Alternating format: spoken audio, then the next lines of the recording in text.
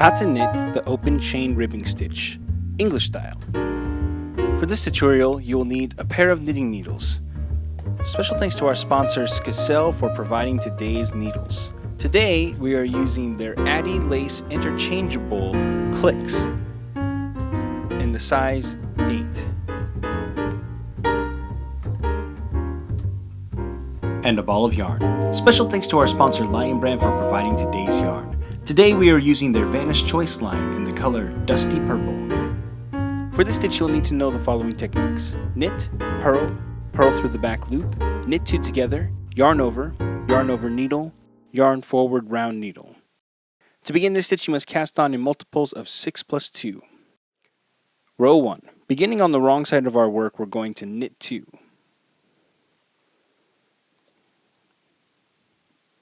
Then we're going to start our repeat by purling 4.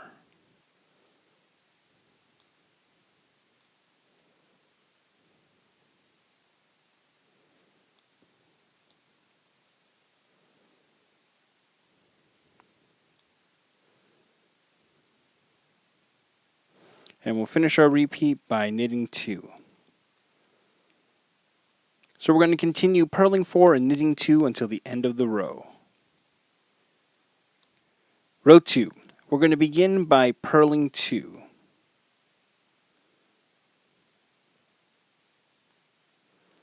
Then we're going to start our repeat by knitting 2 together. Next we're going to yarn over twice. So we'll bring the yarn around the needle once and then again. Then we're going to slip the next stitch purlwise and then knit the stitch after that. Then we're going to take the slip stitch and we're going to pass the slip stitch over our knit stitch. Okay, then we're going to end our repeat by purling 2. So we're going to repeat that sequence until we reach the end of the row. Row 3. We're going to begin by knitting 2.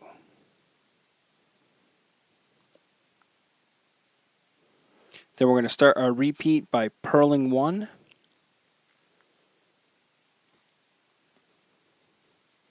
Then things are going to get a little bit tricky. You can see we have the 2 yarn overs from the row before, and this is actually one big long stitch here. We're going to purl into the first part of this yarn over just like we normally would, and we'll pull that off of our needle. Okay, but we're going to leave this other part on our needle and we're going to purl into the back of this stitch. So we're actually going to come underneath the back part of the stitch and around through the front. So it might be a little bit easier to see on this side. We're going to come this way, what would be knitwise, into the stitch. Okay, and come around back to the front. Hopefully you guys can see that. Okay, and we're going to purl that as we normally would. Okay, so we're kind of making almost like a loop here through this stitch that's going to lock in. Okay, then we're going to purl 1 more, and we'll finish our repeat by knitting 2. I'm going to do that one more time just to make sure you guys got to see it right. So we're going to start our repeat by purling 1. Then we're going to purl 1 into the front part of the stitch, bring that off, and then we're going to purl into the back part of the stitch. We're going to come right through the middle of that loop there, and we're going to work the stitch through that loop and let it come off on the needle. Then we'll purl again and then finish by knitting 2. So we'll repeat that sequence until the end of the row. Row 4. We're going to begin by purling 2. Then we're going to yarn over our needle. So basically what we want to do is we want to yarn over our needle so that the yarn is in back where it should be to knit the next stitch. So we're actually going to bring it behind the needle and come back over the needle. So that's what they mean by the yarn over the needle.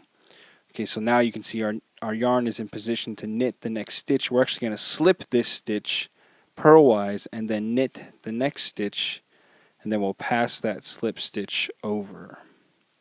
Okay, now we're going to knit the next 2 stitches together,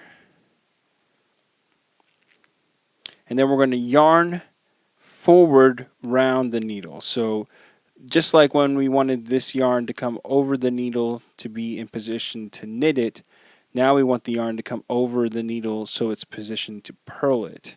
So instead of coming over the front just like this, which would give us kind of a weird yarn over, we're going to come back under the needle and over and back to the front.